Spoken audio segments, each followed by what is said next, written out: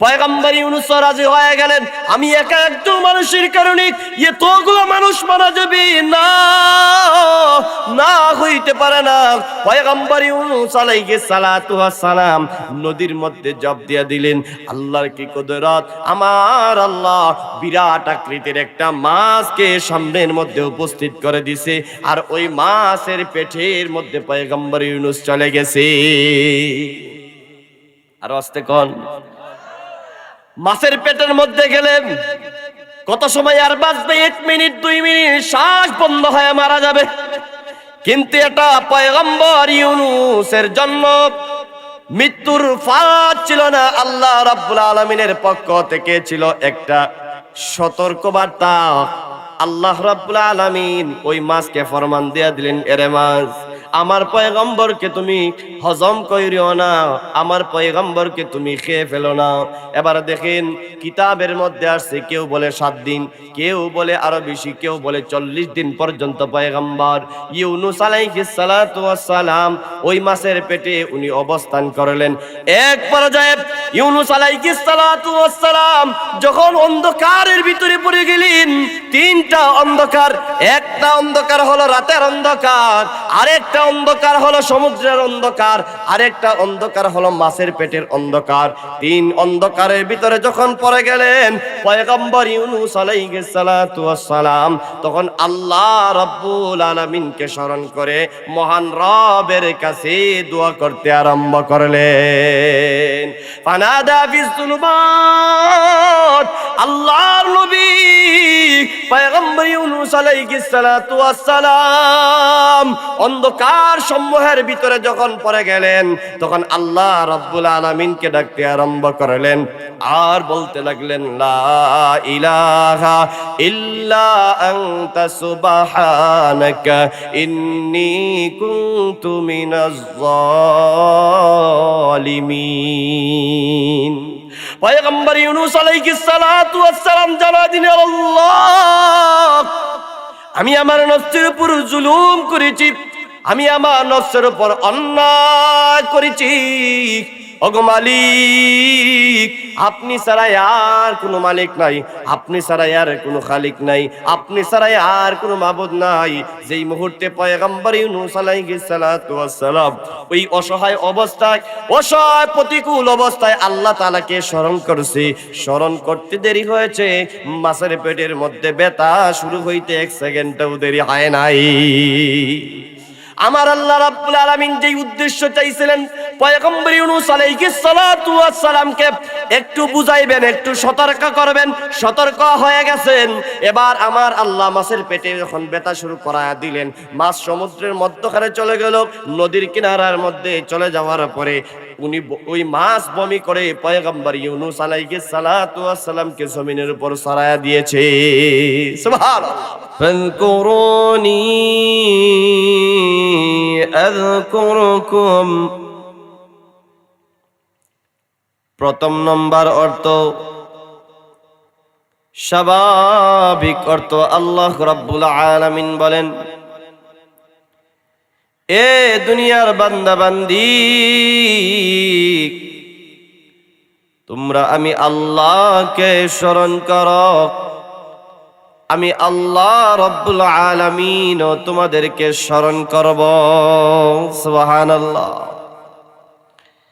এখানে দেখেন আমার আল্লাহ কোনো নির্দিষ্ট সময় বলে দেয় নাই এখন আমাকে স্মরণ করবা, 5 মিনিট পরে 1 ঘন্টা পরে তোমাকে আমি স্মরণ করব, এমনটা নয়। যখনই স্মরণ করবা আমি আল্লাহ সাথে সাথেই তোমাকে স্মরণ করব। দুনিয়ার মানুষ একজন অপরজনকে স্মরণ করে যদি তার কথা মনে হয়, তার প্রিয় মানুষ, প্রিয় বস্তুটা সাথে সাথে তাকে স্মরণ করে, এমনটা না।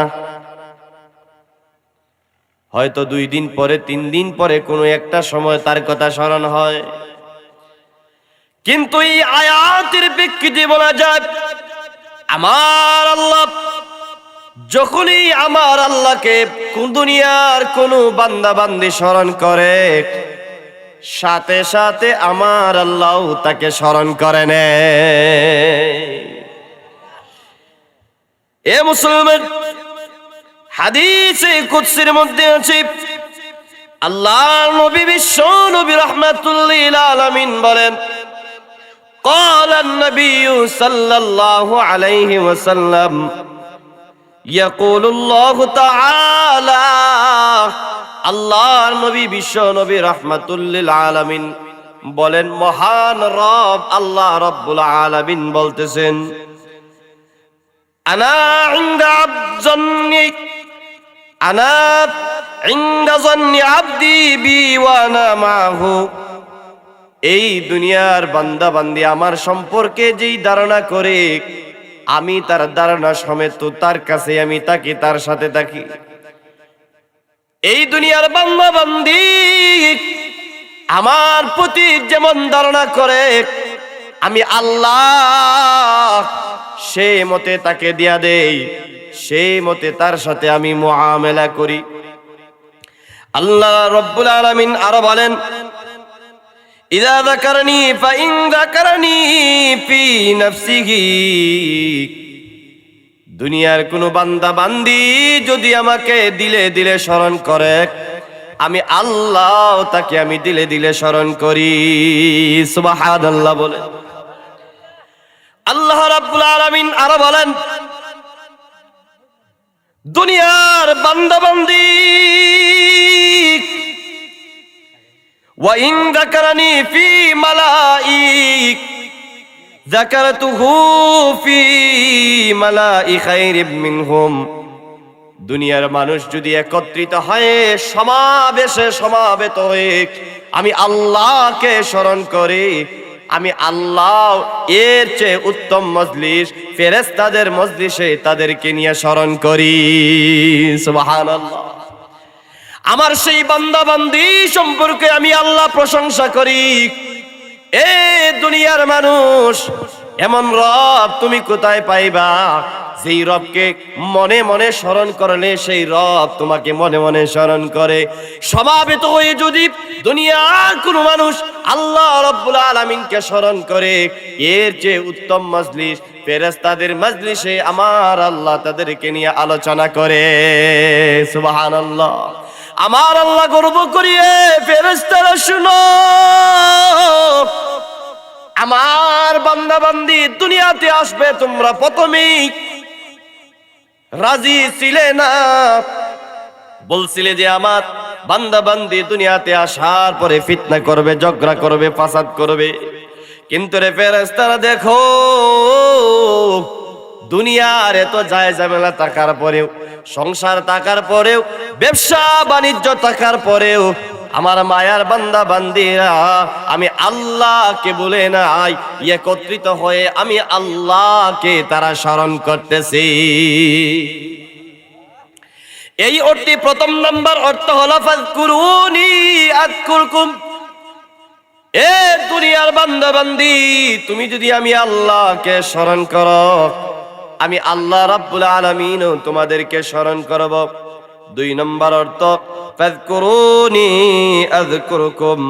ও দুনিয়ার বান্দা বান্দিরা, তোমরা যদি আমি আল্লাহকে অনুসরণ করো, অনুকরণ করো, দুনিয়াতে যত মাখলুকাত আছে সমস্ত মাখলুকাতকে তোমাদের অধীনস্থ করে দিব। সুবহানাল্লাহ বলে। এ দুনিয়ার বান্দা বান্দি, যদি তোমরা আমি আল্লাহর আদেশ মানো, আমি আল্লাহর নিষেধগুলা তোমরা মান্য করে চলতে পারো, আমি আল্লাহ রাব্বুল আলামিন তামাম পৃথিবীর মাখলুক গুলাকে তোমাদের অধীনস্থ করে দিব। আজকে আমাদের কাছে কত মুসল্লি আইসা ফরমান দেয়, কত মুসল্লি আইসা অবজেকশন দেয়, হুজুর আমার সন্তান আমার কথা মানে না, আমার স্ত্রী তো আমার কথা শুনে না, আমার মেয়েটা আমার কথা শুনে না, আমার কর্মচারীগুলো আমার কথা শুনে না, একটু পরামর্শ দেন কি করতে পারি। আপনি যদি তার জীবনকে লক্ষ্য করে দেখেন, সে এমন এক মালিকের গোলাম যেই মালিকের ফরমান সে ঠিক মতো পালন করে না।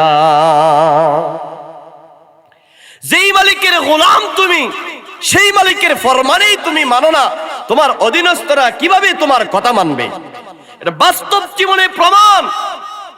যখনই রবের আদেশ পালন করতে, রবের গোলামি করতে গিয়ে ত্রুটি করছে, হয়তো আমার সন্তান আমার কথা শুনে না, আমার স্ত্রী আমার কথা শুনে না, আমার সন্তান, আমার মেয়ে আমার কথা শুনে না, আমার কর্মচারীগুলো আমার কথা শুনে না, কেন? আমি তো আমার মালিকের কথার মধ্যে, কথা শোনার ক্ষেত্রে আমি ত্রুটি করতেছি, ঠিক কিনা বলেন? সুতরাং এই দুনিয়ার বান্দা বান্দি শুনো, যদি দুনিয়ার তোমার অধীনস্থ লোকদেরকে তোমার অনুগামী করতে চাও, দুনিয়ার মানুষ তোমার অনুগামী হবে এই কথা মানতে চাও, তোমার মালিক মহান রবের অনুগত্যের মধ্যে লেগে যাও, ঠিক কিনা বলেন? ইতিহাসের পাতার মধ্যে কত প্রমাণ রয়েছে। আল্লাহর নবীর একজন জবরদস্ত সাহাবী হযরত ওমর ফারুক রাদিয়াল্লাহু তাআলা আনহু শাসন আমলে ওনার কত শত্রুতে ভরপুর ছিল। রোম সাম্রাজ্যের একজন পালোয়ান আল্লাহর নবীর সাহাবীকে হত্যা করার জন্য তন্ন তন্ন করে খুঁজে বেড়াইতেছিল। ঘোষণা দেওয়া হয়েছিল হযরত ওমরকে হত্যা করার জন্য। চতুর্দিকে মানুষ লেগে গেছে। ওই হত্যাকারী আল্লাহ নবীর সাহাবী হযরত ওমর ফারুক রাদিয়াল্লাহু তাআলা আনহুকে খুঁজতে এক জঙ্গলের মধ্যে গিয়া দেখে হাতটারে বালিশ বানায়া অর্ধ জাহানের বাদশা হযরত ওমর ফারুক রাদিয়াল্লাহু তাআলা আনহু শুয়ে রইছে, ডান হাতের মধ্যে মাথাটাকে লাগায়া। এবার সে তার কেস থেকে তলোয়ারটা বের করেছে। আল্লাহর নবীর সাহাবী হযরত ওমর ফারুক রাদিয়াল্লাহু তাআলা আনহুকে হত্যা করবে। এবার লক্ষ্য করে দেখি হযরত ওমরের চতুর্দিকে অনেকগুলা হিংস্র প্রাণী ভাগ হযরত ওমরকে নিরাপত্তা দেওয়ার জন্য দারোয়ান হিসেবেই দাঁড়ায় রয়েছে। তার ভিতরে ভয় জাগ্রত হয়ে গেছে, হায়রি আমার জান বাঁচানো এখন ফরজ হয়ে গেছে। এবার ভয়ে তার হাত থেকে তরবারি জমিনের মধ্যে পড়ে গেল, আওয়াজ হয়ে গেছে। হযরত ওমর জাগ্রত হয়ে গেলেন, কি ব্যাপার, তুমি কেন এই জায়গার মধ্যে আসছো? ডাক দেয়া বলে, এ ওমর, আমি আসছিলাম তোমাকে হত্যা করার জন্য। তরবারিটা বের করছি, তোমাকে আমি যখন আঘাত করব এই মুহূর্তে দেখি তোমার চতুর্দিকে এই ভাগগুলা দাঁড়া রয়েছে, আমি ভয়ে আমার হাত থেকে তরবারি ছেড়ে দিয়েছি। এর ওমর না, তোমারে আমি হত্যা করব না। হত্যা করার জন্য আইসা আমি দেখলাম তুমি এমন মালিকের গোলামি করো যেই মালিক তোমারে নিরাপত্তা দেওয়ার জন্য জঙ্গলের হিংস্র প্রাণী বাঘগুলারে নিরাপত্তা কর্মী হিসেবে ফিট করা দিয়েছে। যেই রবের গোলামকে, যেই রব নিরাপত্তা দেওয়ার জন্য জঙ্গলের বাঘকে পাঠায় দেয়, সেই মালিক মিথ্যা মালিক হইতে পারে না। এর ওমর হাতটা বাড়ায় দাও, তোমার হাতে হাত রেখে কালিমা পড়ে সেই মালিকের উপর আমি ঈমান আনতে চাই। সুবহানাল্লাহ। এ মুসলমান, আল্লাহ রাব্বুল আলামিন এটাই বুঝাইতে চায়, এ দুনিয়ার বান্দা বান্দি, যদি তোমরা আমি আল্লাহর আনুগত্য করো, অনুসরণ করো, দুনিয়ার সমস্ত মাখলুকগুলা তোমার অনুগত্য অনুসরণ করবে। যত হিংস্র প্রাণী হোক না কেন সবগুলাকে তোমার অনুগত আমি করে দেব। শুধু তাই না, তোমার অধীনস্থ লোকদেরকে আমি আল্লাহ রাব্বুল আলামিন তোমার অনুগত্য করে দেব। এই অংশ থেকে এটাই বুঝলাম, সঠিকভাবে যদি রবের গোলামি করা যায়, আল্লাহকে স্মরণ করা যায়, আল্লাহর গোলামি সঠিকভাবে কেউ যদি করতে পারে, তাহলে তার অধীনস্থ যত মাখলুক আছে সমস্ত মাখলুক তার অধীনস্থ হয়ে যাবে। ঠিক কিনা বলেন? এইগুলো 2 নম্বর অর্থ। এবার আসুন 3 নম্বর অর্থ। আমার আল্লাহ বলেন, ফাযকুরুনি আযকুরকুম, এ দুনিয়ার বান্দা বান্দি, তোমরা আমি আল্লাহকে অক্ষমতার সহিত যদি তোমরা স্মরণ করো, আমি আল্লাহ রাব্বুল আলামিন ক্ষমাশীল হিসাবে, উদ্ধারকারী হিসাবে আমি আল্লাহ তোমাদেরকে স্মরণ করব।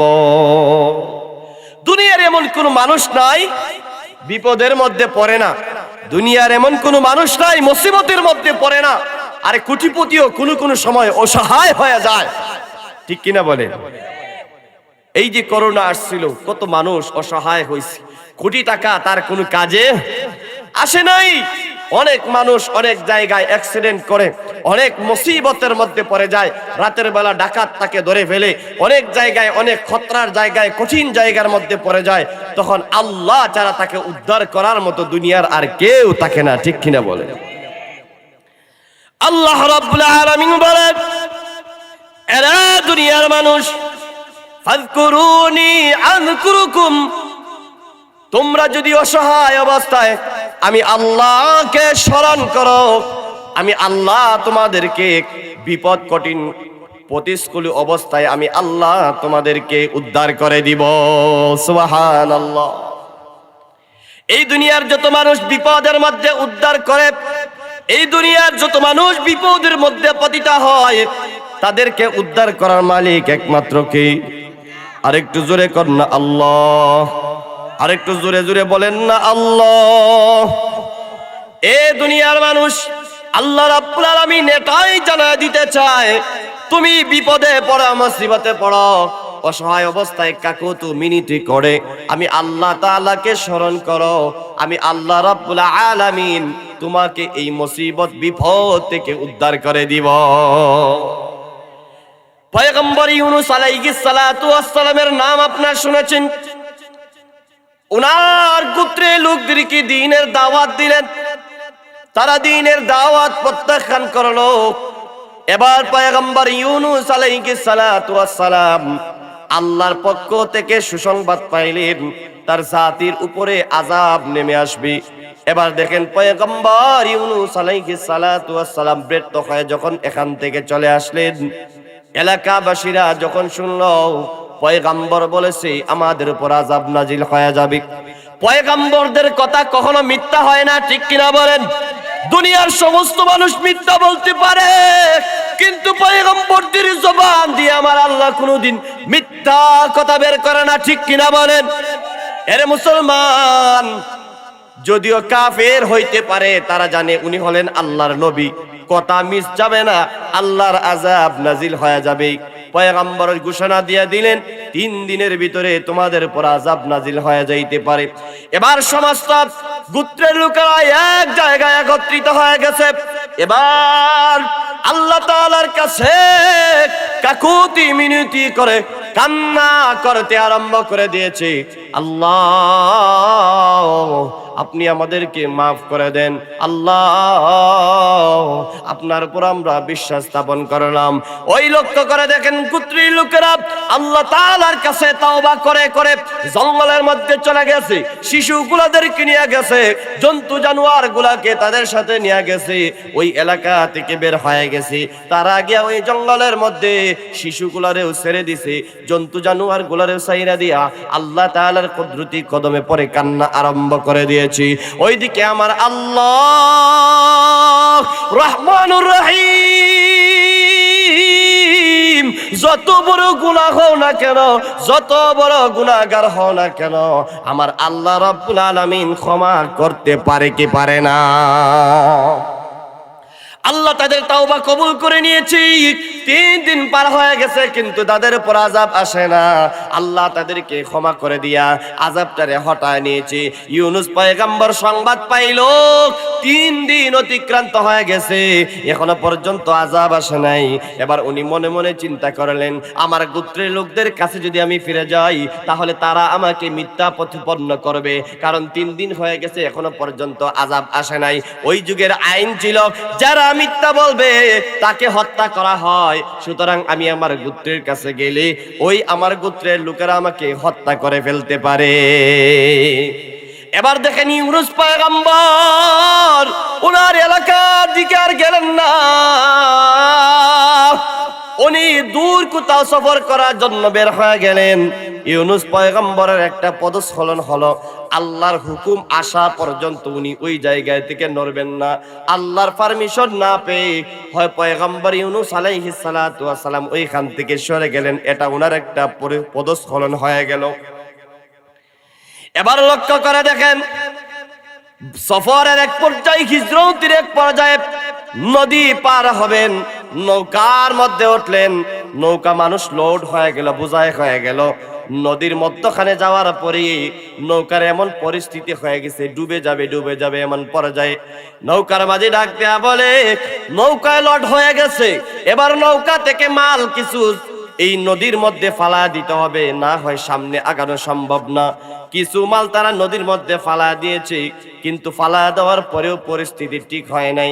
এবার তারা নৌকার মাঝি বলল, তোমাদের মানুষের মধ্য থেকে কাউকে এখান থেকে ফালা দিতে হবে, আর না হয় এই নৌকা সামনের দিকে অগ্রসর হবে না, লোড কমাইতে হবে। এবার লক্ষ্য করে দেখেন কে কাকে ফালাইতে পারে। সকলের মায়া আছে না নাই নিজের প্রতি? আছে না নাই? কেউ কি চাইবে মাছ নদীর মধ্যখানে জাপ দিয়ে নিজের জীবনকে বিসর্জন করে দিতে? এবার আসলো ঝামেলা, কি করা যায়? ফর্মুলা করলো। এবার তারা সিদ্ধান্ত নিল, আমরা লটারি দিব, যার নাম লটারিতে আসবে তাকেই ওই নদীর মধ্যখানে ফেলে দেওয়া হবে। এবার একবার যখন লটারি দেওয়া হলো, পয়গম্বর ইউনুস আলাইহিস সালাতু ওয়াস সালামের নামটা আসছে। তারা পয়গম্বর ইউনুস নবী, ওনার চেহারার দিকে তাকায়া আশ্চর্য হয়ে গেল। এত সুন্দর একজন মানুষ, এত আমলওয়ালা একজন মানুষ, তাকে কিভাবে নদীর মধ্যে ফালা দিতে পারি? যদিও তারা পয়গম্বর ইউনুসকে তারা চিনে না। এবার তারা কৌতূহল বশত আবার লটারি দিল। দ্বিতীয়বার পয়গম্বর ইউনুসের নাম আসলো। তৃতীয়বার আবার যখন তারা লটারি দিল, তৃতীয়বার তারা পয়গম্বর ইউনুসের নাম আসলো। এবার তারা আশ্চর্য হয়ে সিদ্ধান্ত নিল, না না, আর কিছু করা যাবে না, আমাদের সিদ্ধান্তের উপরে আমাদের অটল থাকতে হবে। পয়গম্বর ইউনুস রাজি হয়ে গেলেন, আমি একা একজন মানুষের কারণে এতগুলো মানুষ মারা যাবে না, না হইতে পারে না। পয়গম্বর ইউনুস আলাইহিস সালাতু ওয়াস সালাম নদীর মধ্যে ঝাঁপ দিয়ে দিলেন। আল্লাহর কি কুদরত! আমার আল্লাহ বিরাট আকৃতির একটা মাছকে সামনের মধ্যে উপস্থিত করে দিছে, আর ওই মাছের পেটের মধ্যে পয়গম্বর ইউনুস চলে গেছে। আর আস্তে কোন মাছের পেটের মধ্যে গেলেন, কত সময় আর বাঁচবে? 1 মিনিট 2 মিনিট, শ্বাস বন্ধ হয়ে মারা যাবে। কিন্তু এটা পয়গম্বর ইউনুসের জন্য মৃত্যুর ফাঁদ ছিল না, আল্লাহ রাব্বুল আলামিনের পক্ষ থেকে ছিল একটা সতর্কবার্তা। আল্লাহ রাব্বুল আলামিন ওই মাছকে ফরমান দিয়া দিলেন, এরে মাছ, আমার পয়গম্বরকে তুমি হজম কইরিও না, আমার পয়গম্বরকে তুমি খেয়ে ফেলো না। এবার দেখেন কিতাবের মধ্যে আসছে, কেউ বলে 7 দিন, কেউ বলে আরো বেশি, কেউ বলে 40 দিন পর্যন্ত পয়গম্বর ইউনুস আলাইহিস সালাতু ওয়াস সালাম ওই মাছের পেটে উনি অবস্থান করলেন। এক পর্যায়ে ইউনুস আলাইহিস সালাতু ওয়াস সালাম যখন অন্ধকারের ভিতরে পড়ে গেলেন, 3টা অন্ধকার, একটা অন্ধকার হলো রাতের অন্ধকার, আরেকটা অন্ধকার হলো সমুদ্রের অন্ধকার, আরেকটা অন্ধকার হলো মাছের পেটের অন্ধকার। 3 অন্ধকারের ভিতরে যখন পড়ে গেলেন পয়গম্বর ইউনুস আলাইহিস সালাতু ওয়াস সালাম, তখন আল্লাহ রাব্বুল আলামিনকে স্মরণ করে মহান রবের কাছে দোয়া করতে আরম্ভ করলেন। ফানাদা ফিস যুলুমাত, আল্লাহর নবী পয়গম্বর ইউনুস আলাইহিস সালাতু ওয়াস সালাম অন্ধকার সমূহের ভিতরে যখন পড়ে গেলেন, তখন আল্লাহ রাব্বুল আলামিনকে ডাকতে আরম্ভ করলেন আর বলতে লাগলেন, লা ইলাহা ইল্লা আনতা সুবহানাকা ইন্নী কুনতু মিনাজ জালিমিন। পয়গম্বর ইউনুস আলাইহিস সালাতু ওয়াস সালাম জানা দিলেন, আল্লাহ, আমি আমার নফসের উপর জুলুম করেছি, আমি আমার নফসের উপর অন্যায় করেছি। ওগো মালিক, আপনি ছাড়া আর কোনো মালিক নাই, আপনি ছাড়া আর কোনো খালিক নাই, আপনি ছাড়া আর কোনো মাবুদ নাই। যেই মুহূর্তে পয়গম্বর ইউনূস আলাইহিস সালাতু ওয়াস সালাম ওই অসহায় অবস্থায়, অসহায় প্রতিকূল অবস্থায় আল্লাহ তাআলাকে স্মরণ করছে, স্মরণ করতে দেরি হয়েছে, মাছের পেটের মধ্যে ব্যথা শুরু হইতে 1 সেকেন্ডও দেরি হয় নাই। আমার আল্লাহ রাব্বুল আলামিন যেই উদ্দেশ্য চাইছিলেন পয়গম্বর ইউনূস আলাইহিস সালাতু ওয়াস সালামকে একটু বুঝাইবেন, একটু সতর্ক করবেন, সতর্ক হয়ে গেছেন।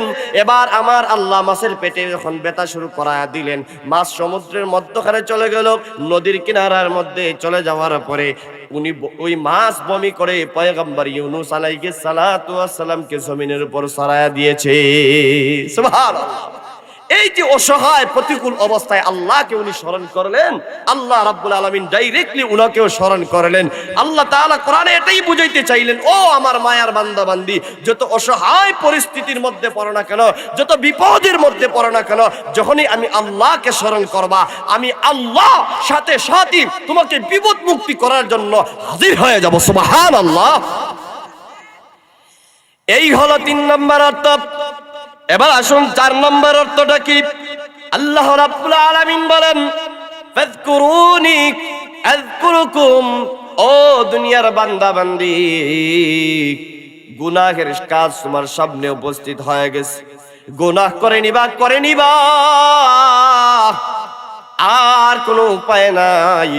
এত অভাবের মধ্যে পড়ছ, সুদ না খাইলে জান বাঁচে না, এরকম মানুষ পড়ে কি পড়ে না?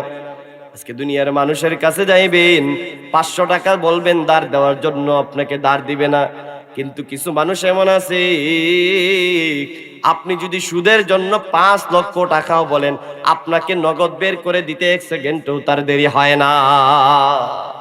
আজকে আপনার আমার সমাজের মানুষ, অধিকাংশ সম্পদশালী মানুষ হারাম লেনদেনের সাথে সম্পৃক্ত আছে, ঠিক কিনা খান?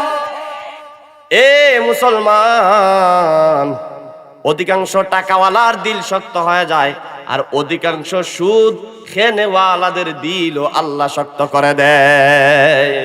যারা সুদের কাজের সাথে সম্পৃক্ত, তাদের আপনি 2টা আলামত দেখবেন।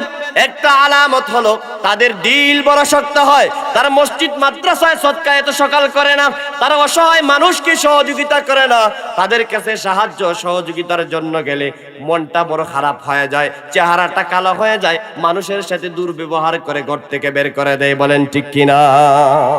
তাদের মধ্যে আরেকটা আলামত দেখবেন, সুদখোরের চেহারা যত ফর্সা হোক না কেন, তার চেহারার মধ্যে কোনোদিন আপনি আলো আর নূর দেখতে পাবেন না, ঠিক কিনা বলেন? এ মুসলমান, মানুষ অভাবের তাড়নায় পড়ে অনেক সময় সুদের কাছে যায়, অনেক সময় মানুষ অভাবের তাড়নায় পড়ে হারাম খেয়ে ফেলে, মানুষ অনেক সময় অভাবের তাড়নায় অসহায়ত্ব অবস্থায় অনেক সময় খারাপ কাজ করে ফেলে। আল্লাহ রাব্বুল আলামিন বলেন, এ দুনিয়ার বান্দা বান্দি, যদি তুমি কোনো বিপদের মধ্যে পড়ে যাও, এমন পরিস্থিতি তোমাকে হারামের সংমিশ্রণ হতে হবে, হারামের কাছে যাইতে হবে, এমন সময় যদি আমি আল্লাহকে স্মরণ করো, আমি আল্লাহ রাব্বুল আলামিন তোমাকে সেই কঠিন পরিস্থিতি থেকে উদ্ধার করে দিব। সুবহানাল্লাহ। এ মুসলমান, লক্ষ্য করে দেখেন, আল্লাহর একজন পয়গম্বর যার নাম ছিল হযরত ইউসুফ আলাইহিস সালাতু ওয়াস সালাম, নাম শুনছেননি? উনি জীবনের প্রথম অবস্থায় কোন এক চক্রান্তের মধ্যে পড়ে, বাইদের ফাঁদের মধ্যে পড়ে উনি পরিবর্তিতে গোলামে পরিণত হয়ে গেলেন। আজিজে মিশরের বাড়িতে পৌঁছে গেলেন। বিরাট লম্বা ঘটনা। আজিজে মিশরের স্ত্রীর নাম ছিল জুলাইখা। পয়গম্বর ইউসুফ আলাইহিস সালাতু ওয়াস সালাম কি আমার আল্লাহ ওই জগতের অর্ধেক সৌন্দর্য তাকে দান করেছিলেন। সুবহানাল্লাহ। পয়গম্বর ইউসুফ আলাইহিস সালাতু ওয়াস সালামের প্রতি জুলাইখা বড় আকৃষ্ট ছিল। উনাকে বারবার কুপ্রস্তাব দিত, কিন্তু উনি তো ছিলেন নবী, কোনদিন তার প্রস্তাবের মধ্যে রাজি হয় নাই। জুলাইখা পয়গম্বর ইউসুফকে মহব্বত করে ভালোবাসে, কিন্তু পয়গম্বর ইউসুফ জুলাইখাকে মহব্বত করে না। কাকে ভালোবাসে? আরেকটু জোরে কন্যা কারে ভালোবাসে? দুনিয়ার প্রকৃত মুমিন কোনদিন পরনারীকে মহব্বত করতে পারে না, ঠিক না? এখন একমাত্র মহব্বতের জায়গা হলো কে? এ মুসলমান, লক্ষ্য করে দেখেন, জুলাইখা পয়গম্বর ইউসুফকে মহব্বত করে, কিন্তু পয়গম্বর ইউসুফ জুলাইখারে মহব্বত করে না। একদিন তার মনের খাহেশ মেটানোর জন্য তার একজন দাসী ছিল, যার নাম ছিল কালিমামা। তাকে ঘোষণা দিয়ে দিল, এ দাসী আমার, তুমি যাইবা পয়গম্বর ইউসুফের কাছে, ইউসুফকে গিয়া বলবা আমি তাকে ডাকছি আমার রাজমহলে আসার জন্য, আন্দর মহলে। কিন্তু সে যখন ঘরের ভিতরে প্রবেশ করবে, তুমি এক এক করে 7টা দরজা লাগায় দিবা, প্রত্যেকটা দরজার মধ্যে তুমি তালা মেরে দিবা। এরপরে তাকে আমার কাছে নিয়ে আসবা। নির্দিষ্ট সময় রাত 12টা হয়ে গেছে। ওই কালিমামা পয়গম্বর ইউসুফ আলাইহিস সালাতু ওয়াস সালামের ঘরে প্রবেশ করে বলে, ও ইউসুফ, আজ তোমাকে জুলাইখা আজিজে মিশরের স্ত্রী তোমাকে আহ্বান করেছে তার আন্দর মহলে যাওয়ার জন্য। ওই পয়গম্বর ইউসুফ তো নবী, উনার একটা ধারণা হয়ে গেছে আজকে কোনো একটা ঘটনা ঘটে যাবে। উনি বলে দিলেন, না না, তুমি তাকে গিয়া বলো কালকে সকালে তার সাথে আমি সাক্ষাৎ করব। কালিমামা ডাক দিয়া বলেন, না ও ইউসুফ, এখনই তুমি আমার সাথে যেতে হবে। আদেশ করেছেন আজিজে মিশরের স্ত্রী জুলাইখা অমান্য করতে পারবে না। পয়গম্বর ইউসুফ আলাইহিস সালাতু ওয়াস সালাম বেপানা হইয়া কি করবেন, কিছু করার নাই, তার সাথে আন্দর মহলের দিকে রওনা করে দিলেন। পয়গম্বর ইউসুফ ভিতরে প্রবেশ করে আর একে একে করে কালিমামা এক একটা করে দরজা লাগায় আর তালা মারে। আন্দর মহলে পৌঁছে যাওয়ার পরে জুলাইখা বলল, কালিমামা তুমি এখান থেকে বের হয়ে যাও। সে ঘর থেকে বের হয়ে গেছে, দরজাগুলো অন্য দরজা দিয়ে সে যখন বের হয়ে গেল, দরজাগুলো লাগায় দিছে। আন্দর মহলের ভিতরে আর কেউ নাই, ইউসুফ এবং জুলাইখা ওই আন্দর মহলের ভিতরে অবস্থান করতেছে। এবার লক্ষ্য করে দেখেন, জুলাইখা ডাক দেয়া বলে, ইউসুফ, আমি তোমাকে মহব্বত করি, ভালোবাসি। ও ইউসুফ, বারবার আমি তোমাকে বুঝাইতে চাইলাম কিন্তু তুমি বুঝো না।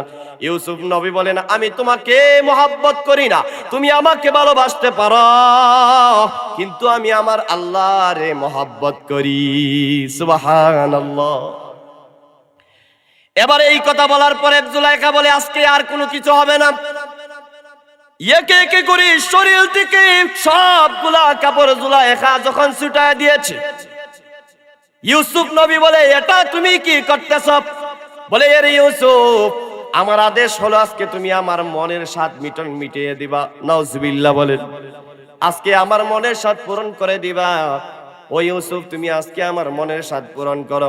ইউসুফ নবী বলেন, মাআযাল্লাহ, আল্লাহ তাআলার কাছে পানা চাই, আমার দ্বারা এটা সম্ভব না। ইউসুফ নবীকে বারবার জোরাজুরি করতে লাগলো। পয়গম্বর ইউসুফ আলাইহিস সালাতু ওয়াস সালাম দেখলেন এক পর্যায়ে জুলাইখা তার উন্নাটা পাশে একটা মূর্তি ছিল, মূর্তিরে এইভাবে ঢাইকা দিস। জিজ্ঞাসা করলেন, তোমার উন্না দিয়া তোমার মূর্তিরে কেন ডাকলা? জুলাইখা ডাক দেয়া বলে, ইউসুফ, আমার মূর্তির সামনে আমি এরকম অপকর্ম করব, আমার মূর্তি তো দেখে ফেলবে, আমার লজ্জা লাগে। পয়গম্বর ইউসুফ বলেন, তোমার মূর্তি তোমাকে দেখে ফেলবে, তোমার লজ্জা লাগে? এর জুলাইখা, আমি এমন এক মালিকের গোলামি করি যেই মালিকের চোখের সামনে পর্দা দেওয়া যায় না, হাজার হাজার পর্দার ভিতরেও আমার আল্লাহ তাআলা দেখে। আল্লাহু আকবার। পয়গম্বর ইউসুফ কি কাজের মধ্যে লাগাইতে পারে নাই। এক পর্যায়ে যখন পয়গম্বর ইউসুফের দিলটাকে নরম করে দিবে, এমন সময় আমার আল্লাহ তার সামনে দলিল পেশ করে দিলেন। আমার আল্লাহ কোন কিতাবের মধ্যে আসছি, ওনার আব্বার আকৃতিকে সামনে আইনা উনারে জানায় দিলেন, ইউসুফ, তোমার দ্বারা এটা সম্ভব না, তুমি নবীর সন্তান, তোমার দ্বারা এমন ঘটনা করা সম্ভব হবে না। আরেক বর্ণনায় আছে, আল্লাহর পক্ষ থেকে ঘোষণা আসছে, ইউসুফ, না না, তোমার দ্বারা এমন কাজ করা শোভা পায় না, তুমি আমার নবী, তুমি পুত পবিত্র। এবার পয়গম্বর ইউসুফ আলাইহিস সালাতু ওয়াস সালাম আল্লাহ তাআলার কাছে ফরিয়াদ করে বলে, আল্লাহ, আমি কি করব, আমার এখন পরিস্থিতি আল্লাহ রাব্বুল আলামিন জিবরাইলকে পাঠায় দিয়েছেন, কিতাবের মধ্যে আছে আমার আল্লাহ জিবরাইলকে পাঠিয়ে দিয়েছে। জিবরাইল বাতাসের গতিতে পয়গম্বর ইউসুফ আলাইহিস সালাতু ওয়াস সালামের কাছে এসে পৌঁছে গেছে। আল্লাহু আকবার। জিবরিল বলে আমার জীবনে অনেকগুলা স্পিরিটে দৌড় দিয়েছি, এর মধ্যে একটা দৌড় হলো পয়গম্বর ইউসুফ আলাইহিস সালাতু ওয়াস সালাম যখন জুলাইখার ফাঁদের মধ্যে আটকে গিয়েছিলেন। আরেকটা দৌড় দিয়েছিলাম পয়গম্বর ইউসুফের ভাইরা যখন উনাকে কুয়ার মধ্যে ফালা দিয়েছিল, ফালাইতে দেরি আল্লাহর অর্ডারে আমি ওই কূপের মধ্যে যাইতে আমার এক সেকেন্ডও দেরি হয় না। এবার ঘোষণা দিয়া দিল, এরে ইউসুফ ওয়াগাল্লাকাতিল আবওয়াব, এ ইউসুফ তুমি দরজার সামনে দিয়া যাও আর আল্লাহর নাম স্মরণ করো, দরজার সামনে যাইতে দেরি হবে, দরজাগুলা খুলতে দেরি হবে না। পয়গম্বর ইউসুফ এবার ছুটাছুটি করে দৌড়াদৌড়ি করে। জুলাইখা ডাক দেয়া বলে, ইউসুফ দৌড়াদৌড়ি করে কোনো কাজ হবে না, সব দরজা বন্ধ করে দিয়েছি, এখানে আর কেউ উপস্থিত নাই।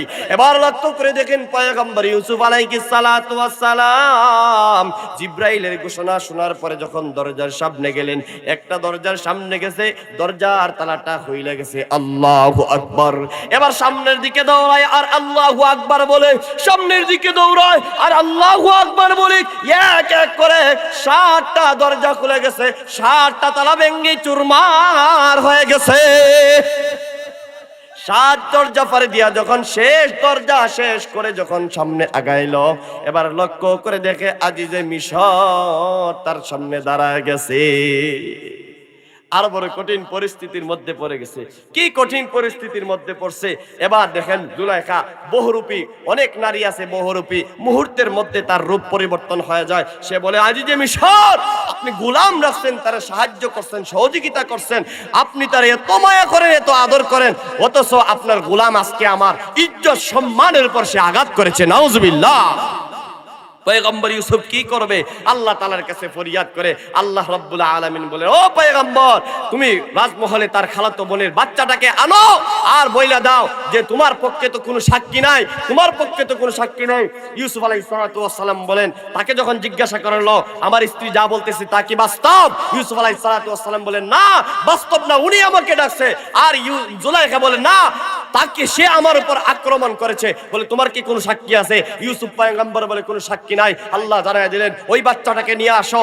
ছোট বাচ্চা, দুধের বাচ্চাকে যখন নিয়ে আসা হলো, আল্লাহ রাব্বুল আলামিন ফরমান দিলেন, পয়গম্বর আপনি ওই বাচ্চাকে জিজ্ঞাসা করেন। যখন পয়গম্বর ইউসুফ আলাইহিস সালাতু ওয়াস সালাম বাচ্চাকে জিজ্ঞাসা, ইউসুফ আলাইহিস সালাতু ওয়াস সালামের ফরমানে আজিজে মিশর ওই বাচ্চাকে জিজ্ঞাসা করলো, বলো তো দেখে এখানে প্রকৃত অপরাধীকে? তখন আল্লাহ রাব্বুল আলামিন এই দুধের বাচ্চার জবানকে খুলে দিয়েছেন, আর ওই দুধের বাচ্চা বড় মানুষের মতো বলতে আরম্ভ করে দিয়েছে যে এখানে অপরাধী তো ইউসুফ না, যদি সামনের দিকে সিরা থাকে তাহলে ইউসুফ অপরাধী, আর যদি পিছনের দিকে সিরা থাকে তাহলে অপরাধী হলেন জুলাইখা। কারণ পয়গম্বর ইউসুফ আলাইহিস সালাতু ওয়াস সালাম যখন ঘর থেকে বের হয়ে যাবেন, তখন তার পিছনে জামা ধরে জুলাইখা টান দিয়েছিল আর জামাটা ছিঁড়ে গিয়েছিল। প্রকৃত অর্থে যখন ওই বাচ্চা, শিশু বাচ্চা যখন বলতে আরম্ভ করে দিয়েছে, আজিজে মিশর আশ্চর্য হয়ে গেছে। এবার তার শরীরে যখন টান মারলো, লক্ষ্য করে দেখে পয়গম্বর ইউসুফ আলাইহিস সালাতু ওয়াস সালামের পিছনের দিকে জামা ছিঁড়া। সুবহানাল্লাহ। অপরাধী প্রমাণিত হয় এগুলো জুলাইখা। যাই হোক, এই যে একটা থিওরি বললাম, ঘটনা বললাম, এর দ্বারা কি প্রমাণ হয়? আপনি যত মুসিবতের মধ্যে পড়েন, গুনার সব কাজ আপনার সামনে, গুনাহের উপকরণ আপনার সামনে উপস্থিত, আপনাকে হারামের মধ্যে লাগতেই হবে, হারামের সংমিশ্রণে যেতেই হবে, হারাম ঘুষের মধ্যে যেতে হবে, সুদের মধ্যে যেতে হবে, জিনার মধ্যে যেতে হবে, গীবতের মধ্যে যেতে হবে, মদ শরাব পান করতে হবে। এমন পরিস্থিতির মধ্যে আপনি পড়ে গেছেন, কিন্তু তখন যদি আপনি এইগুলার তোয়াক্কা না করে আল্লাহকে স্মরণ করেন, আল্লাহকে ডাক দেন, আল্লাহ এই পরিস্থিতি থেকে, এই হারাম থেকে বাঁচানোর মালিক একমাত্র আপনি, সুতরাং আল্লাহ আপনি আমাকে মুক্ত করে দেন, আল্লাহ আপনি আমাকে হেফাজত করেন। আল্লাহ বলেন, ফাযকুরুনি আযকুরুকুম, তোমরা আমি আল্লাহকে স্মরণ করো, আমি আল্লাহ স্মরণ করব। এর অর্থ হলো, আরেকটা অর্থ হলো, ও বান্দা বান্দি, অসহায় অবস্থায় আমি আল্লাহকে, গুনাহের অবস্থায় আমি আল্লাহকে স্মরণ করো। গুনাহ যখন তোমার সামনে উপস্থিত, আমি আল্লাহ তোমাকে এই গুনাহ না করাইয়া তোমাকে আমি আল্লাহ মুক্তি দান করব। সুবহানাল্লাহ।